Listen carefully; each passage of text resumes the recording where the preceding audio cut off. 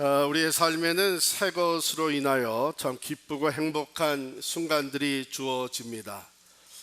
새로운 선물, 또 새로운 작품, 또 새로운 관계, 이런 것들로 인해서 기쁘고 또 행복한 것 사실입니다. 미국 사람들에게 이런 격언이 있어요. 하루가 행복하려면 이발을 하고, 일주일이 행복하려면 여행을 가고, 한 달이 행복하려면 새 집을 사고, 1년이 행복하려면 결혼을 하고, 평생 행복하려면 봉사를 하라, 그런 말이 있습니다. 이 새롭게 되는 것, 사도 바울도 오늘 새로워지는 것에 대해서 말씀을 하시는데 17절 말씀에 그런즉 누구든지 그리스도 안에 있으면 새로운 피조물이라, 이전 것은 지나갔으니 보라 새 것이 되었도다. 어떻게 여러분들 너무나 익히 잘 아는 말씀이죠. 아마 암송 구절 중에 하나인 줄 알고 이 시간 우리 다 함께 한번 암송을 하겠어요. 고린도후서 5장 17절 그런즉 시작. 그런즉 누구든지 그리스도 안에 있으면 새로운 피조물이라, 이전 것은 지나갔으니 보라 새 것이 되었다다. 아니 어떻게 그래 잘해요? 이게 도대체 이게 어느 교회예요? 이거 너무나 잘하는 말씀인데, 오늘 한번 우리가 이 말씀에 담겨진 단어들을 우리가 좀 더 깊이 살펴보면서 은혜를 나누기를 원합니다. 먼저 새로운 피조물 또는 새 것이 되었다다. 새 것. 신약 성경에는 이 새롭다, 새 것이라, new, 영어의 new라고 하는 단어가 있잖아요. 그래서 표현하는 단어가 크게 두 가지가 있는데, 하나는 네오스라고 하는 단어고 또 하나는 카이노스라고 하는 단어입니다. 네오스는 우리가 쉽게 얘기하면 시간적으로 새로운 것을 얘기합니다. 가령 우리가 어제를 보내고 오늘을 맞이할 때 새날, 그렇게 얘기하죠. 또 New Year, 새해, 이렇게 시간적으로 새로운 것을 얘기할 때는 네오스라고 하는 단어를 씁니다. 그런데 이제 네오스라고 하는 단어에 적용되는 것은 새로 왔다가 이제 낡아지는 거예요. 새로 왔다가 새 것이 이제는 올드가 되는 것이에요. 즉 시간이 지나면서 변하는 것이죠. 그런데 변하지 않는 이 본질적인 것을 얘기할 때에 그때는 카이노스라고 하는 단어를 써요. 카이노스. 오늘 본문의 새로운 피조물이라고 할 때에 카이네크티시스라고 하는 헬라 말인데, 여기에 카이노스를 사용하는 게 질적으로 새로운 피조물이다, 이것을 의미합니다. 겉의 모습뿐만이 아니라 우리가 새 옷을 입게 되면 느낌은 새 사람 된 느낌이 올 수가 있어요. 그죠? 네, 새 옷을 딱 입고 이발도 하고 그러고서는 거울을 딱 보면서 뭐 새 사람 된 것 같은 뭐 옷이 날개다, 뭐 그런 얘기를 쓰면서 새로워진 것. 사실은 내면에 있는, 안에 있는 사람은 똑같은 사람이죠. 결코 새로운 게 아닙니다. 그럼 여기서 얘기하는 새로운 피조물, 새 사람이라는 것은 요한복음 3장 3절에는 born again, 거듭남이라고 하는 표현을 씁니다. 또 에베소서 4장 24절에는 새 사람, 사람이 새로워졌다는 게 새 사람이라고 하는 표현을 씁니다. 그럼 본래 인간은 하나님께서 흙으로 빚으시고 하나님께서 거기에 생기를 불어 넣으셨습니다.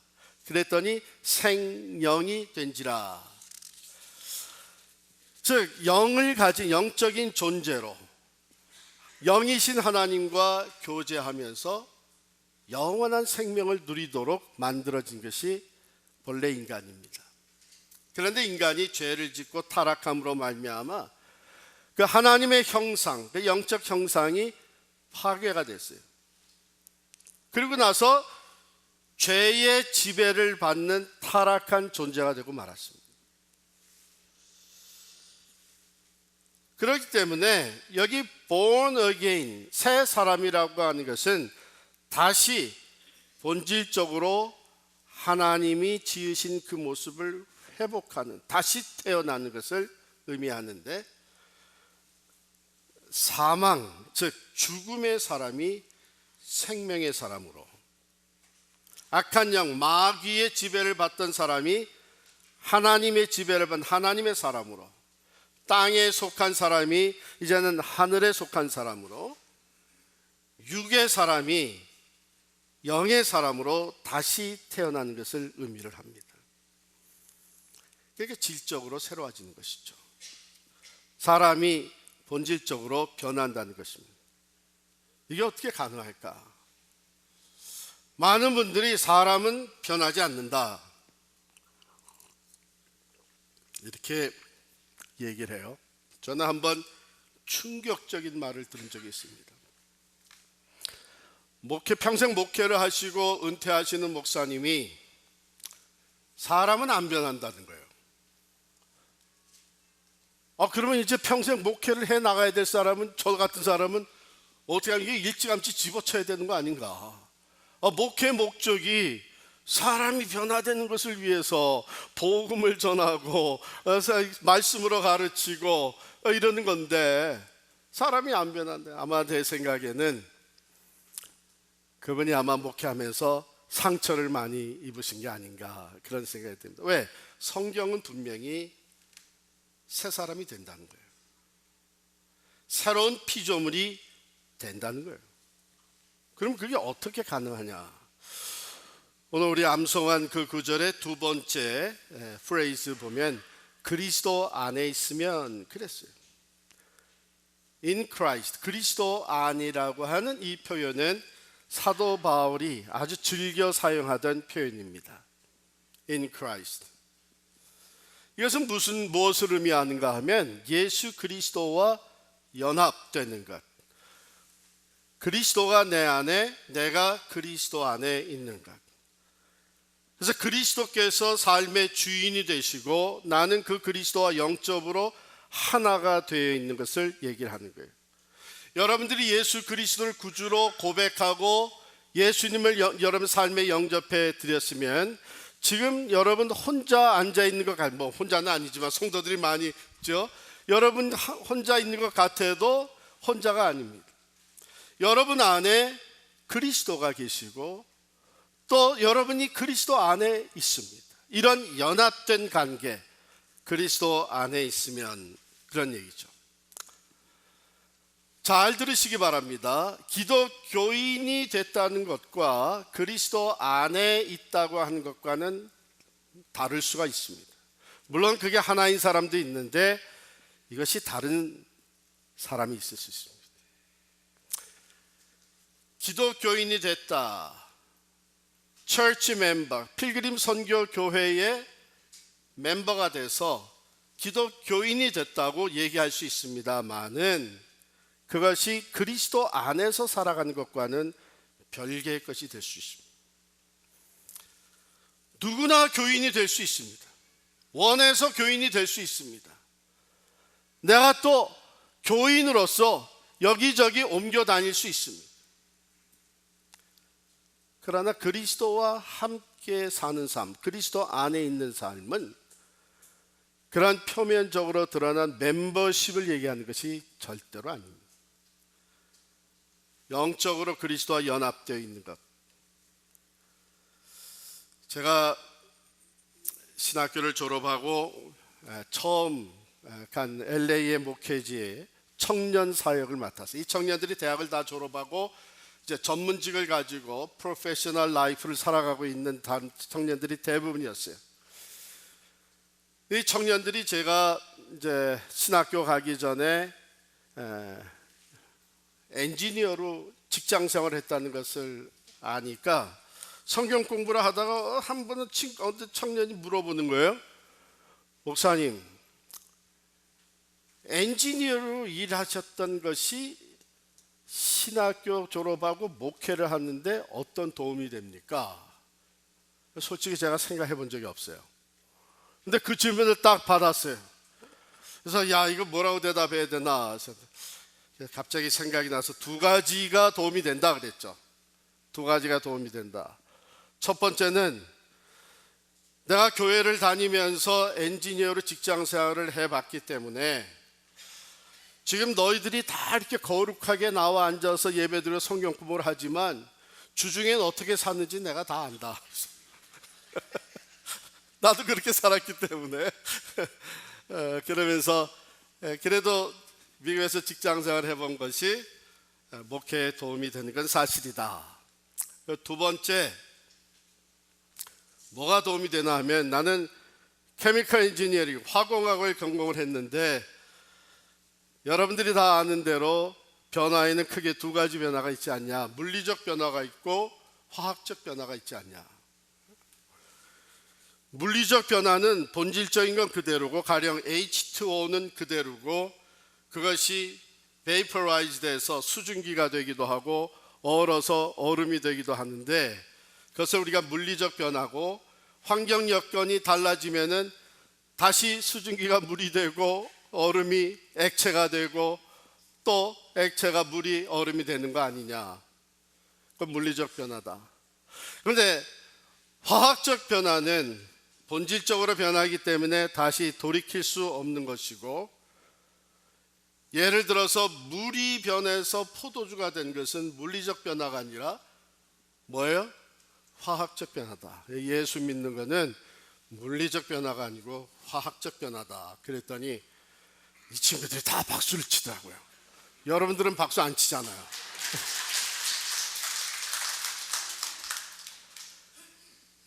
사람이 본질적으로 새로워질 수 있다는 거예요. 그리고 예수 그리스도 안에서 새로워진 것은 다시 옛 것으로 돌아가지 않는다는 거예요. 여러분, 이게 얼마나 놀라운 일입니까? 비록 우리의 눈에 보기에는 옛 것으로 다시 돌아간 저게 정말 예수 믿는 사람인가 할 정도로 우리의 삶이, 우리의 신앙을 따르지 못하고 있을지라도 예수 그리스도 안에서 한번 born again, 새롭게 태어나게 되면, 새 사람이 되게 되면 그것은 영원한 거예요. 여러분과 저는 바로 예수를 믿고 영접해 드릴 때 이 엄청난 축복을 받은 사람들,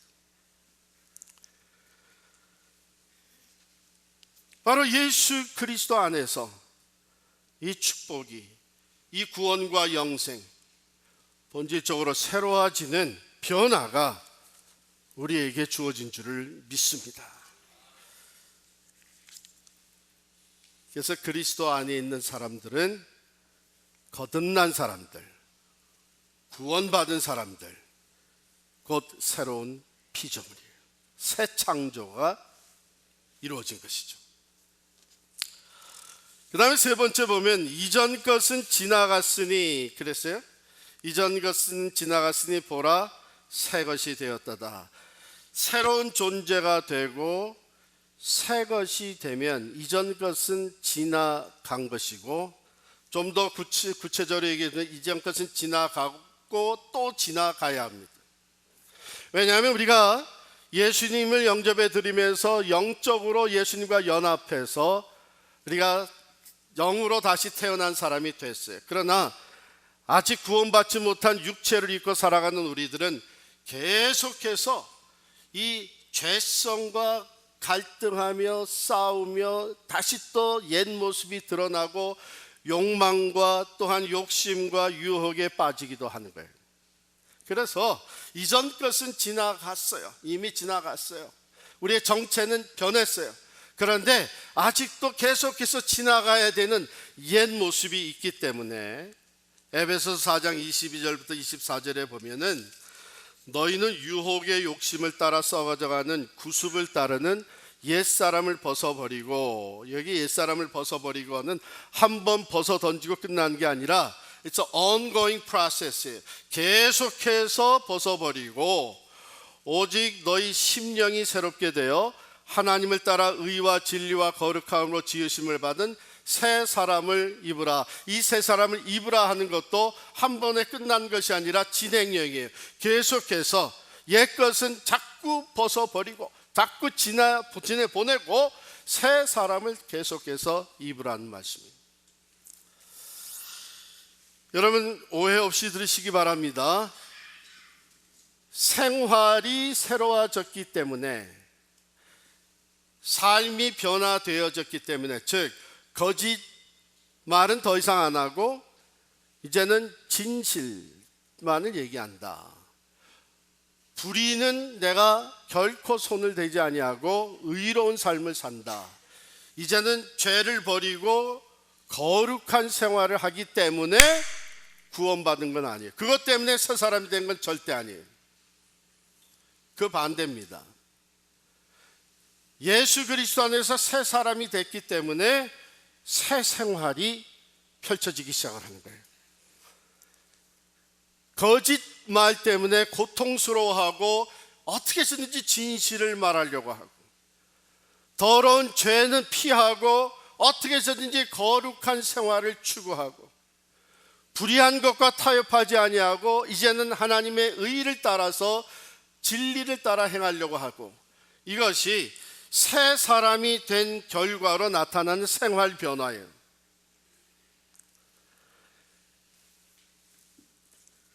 그런데 중요한 것은요, 이런 생활의 변화가 구원을 가져다 주는 것은 아니지만 생활의 변화가 구원의 확신을 유지하게 해줍니다. 사탄 마귀는 우리가 옛 것을 자꾸 지나보내고 옛 모습을 벗어버리고 새 사람을 잇는 그리스도 안에서 새 생활의 그 열매들이 없게 될 때에 사탄 마귀는 우리의 믿음을 흔들어 놓습니다. 네가 진짜 무슨 예수 믿는 사람이냐? 너 옛날하고 다른 거 하나도 없는데 네가 무슨 예수 믿는 사람이냐? 이러면서 믿음을 흔들어 놓으면 어떤 때는 우리 자신들도 정말 그런 것 같다. 내가 봐도 내가 변화된 게 없어 보여. 다시 또 유혹과 시험에 넘어지고 세상을 쫓아다니는 삶을 보면서 실제적으로는 이미 새 사람이 됐음에도 불구하고 구원의 확신이 흔들려 버려요. 그럼 그 다음엔 뭐냐? 하나님의 일을 하고 싶은 마음이 없고 할 자격도 없다고 스스로 판단을 해요. 그러면서 하나님으로부터 점점 더 멀어질 수가 있어요. 이 사탄이 기가 막히게 알아요. 그렇기 때문에 우리는 새 사람으로서의 새 생활을 우리가 기도하며 힘써야 됩니다.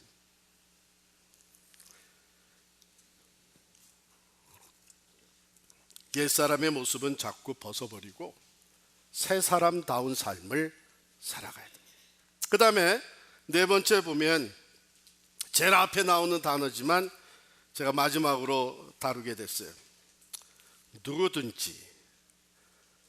여러분, 이 누구든지, if anyone is in Christ, 누구든지 그리스도 안에 있으면 새로운 피조물이다. 생각하면 생각할수록 얼마나 은혜로운 줄.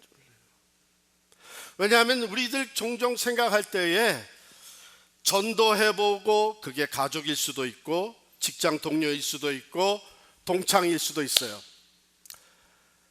그렇게 전도해보고 안 먹혀 들어가서 안타깝고 또 이렇게도 찔러보고 저렇게도 인도해보고 하다가 안 돼, 오히려 갈수록 더 받아들이지 않고 강팍하게 대처하는 상대방을 보면서 우리가 이런 생각을 가질 수 있어요. 아, 저 사람은 죽었다 깨나도 변하지 않는다. 그래서 포기할 수 있어요.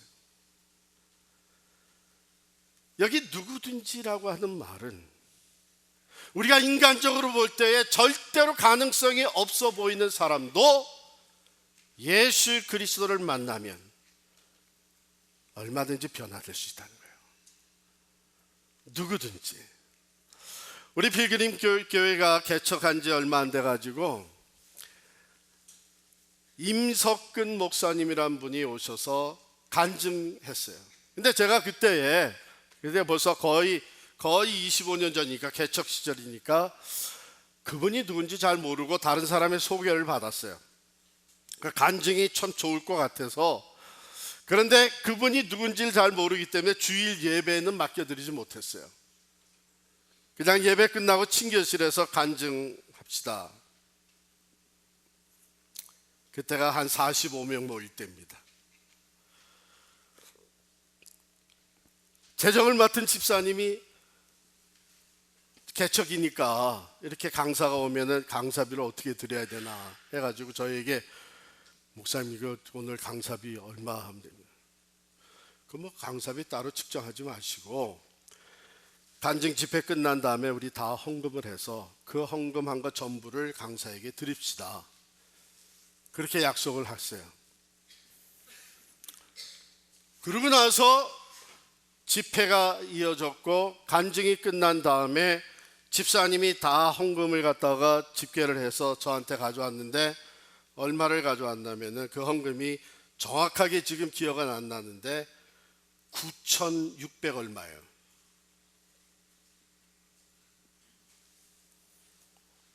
마음이 흔들리더라고.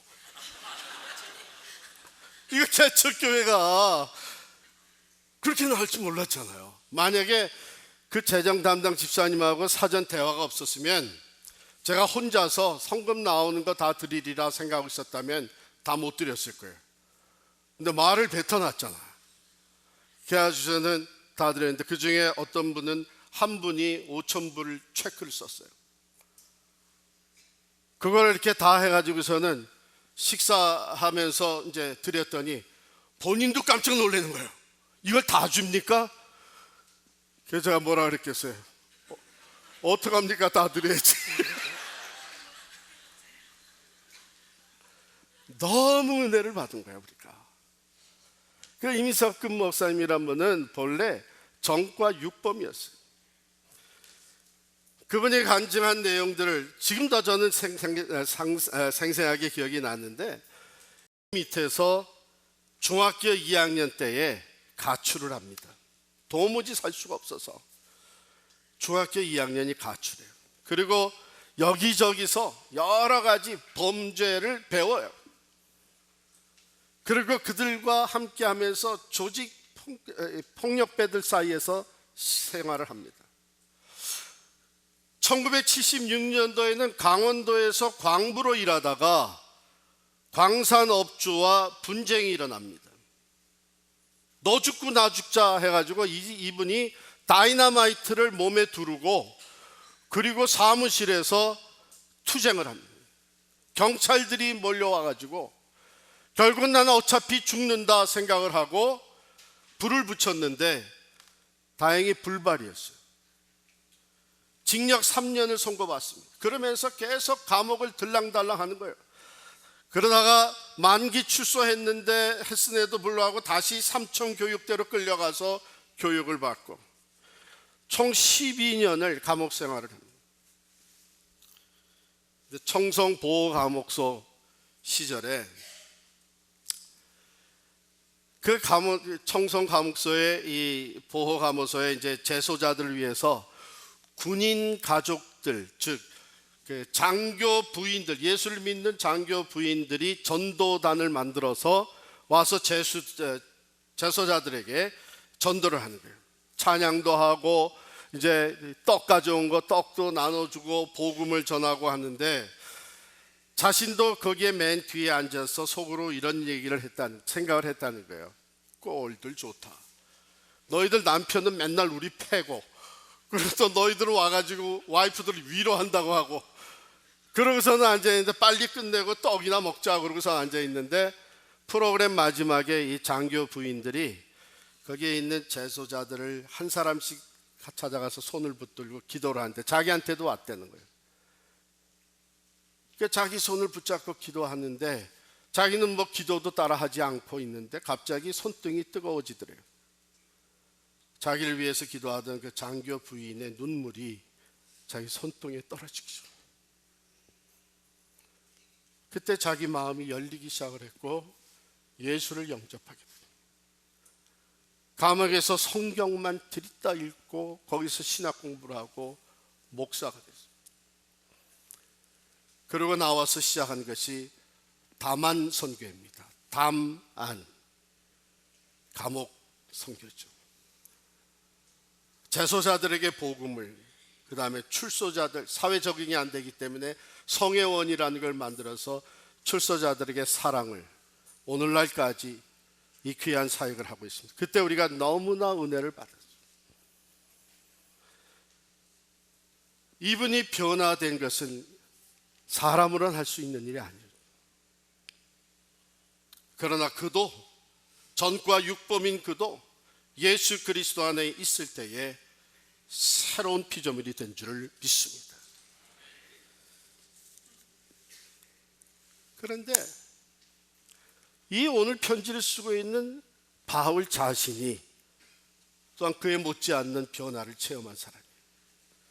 디모데전서 1장 13절에 보면 내가 전에는, 저 예수를 알기 전에는, 예수를 인간적인 안목으로 판단했을 때에는, 내가 율법을 앞세우고 예수 믿는 자들을 찾아다니면서 박해하던 그때에는, 내가 전에는 비방자요 박해자요 폭행자였으나 도리어 긍휼을 입은 것은 내가 믿지 아니할 때에 알지 못하고 행하였음이니라.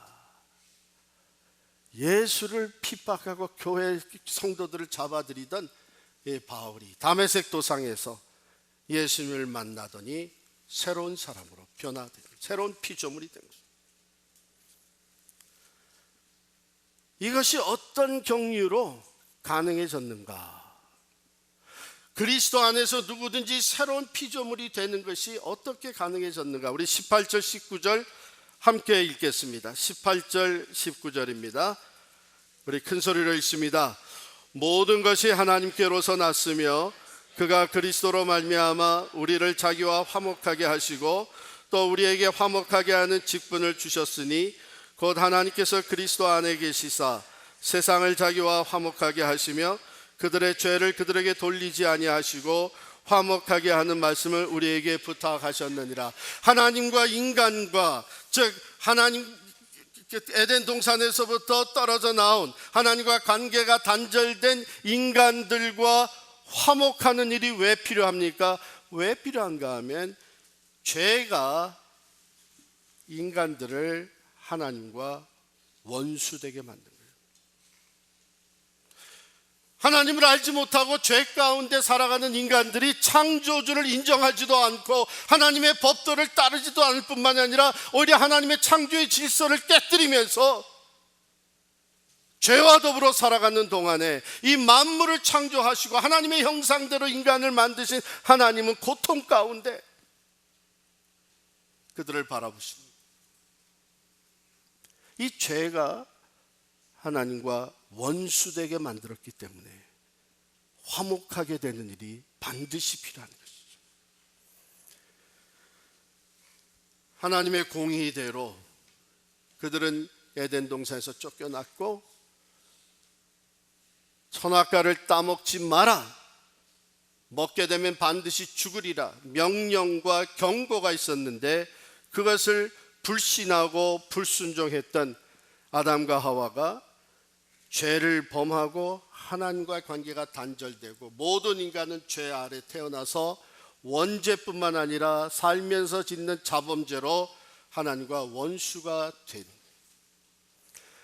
하나님은 공의대로 죄를 다스렸어요.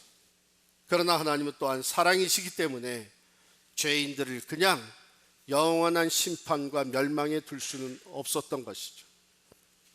그래서 하나님이, 삼위일체 하나님의 성자 하나님이 친히 육신을 입고 이 땅에 오셔서 십자가에서 그 죄값을 치러주시고 그 죄값인 죽음을 친히 당하시고 죄값이 치러짐으로 말미암아 하나님과 화목하게 되는 길을 열어주신 줄을 믿습니다. 그러므로 이것은 하나님이 시작하신 거예요. 어느 전도자가, 어느 목사가, 어느 신학자가 시작한 것이 아니고 18절에 있는 대로 모든 것이 하나님께로서 났으며 그가 그리스도로 말미암아 우리를 자기와 화목하게 하시고 또 19절에 보면 곧 하나님께서 그리스도 안에 계시사 세상을 자기와 화목하게 하시며 그들의 죄를 그들에게 돌리지 아니하시고, 결국 하나님의 사랑이 발하게 되었고, 그 사랑으로 인해서 죄값을 대신 치러지는 화목의 제물로 독생자 예수 그리스도를 내주셨고, 그로 말미암아 하나님의 공의가 성립이 되어지고, 그 사랑을 깨닫고 예수 그리스도를 영접해 드리는 자마다 born again, 새롭게 태어나는, 하나님의 형상을 다시 회복하는, 하나님과의 관계가 화목하게 되어서 영원한 하나님의 삶, 하나님의 생명에 participate, 참여할 수 있는 이 놀라운 축복을 얻게 된 줄을 믿습니다. 자, 그런데 그리스도 안에서 새 사람이 된 자에게 주어진 사명이 있는 것이죠.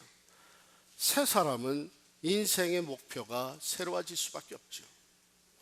왜냐하면 세상을 바라보는 안목이 달라집니다.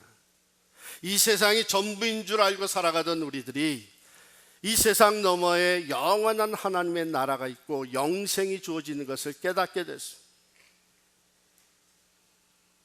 그런데 왜 썩어지고 말 일시적인 이 세상의 것을 인생의 목표로 삼고 살겠어요?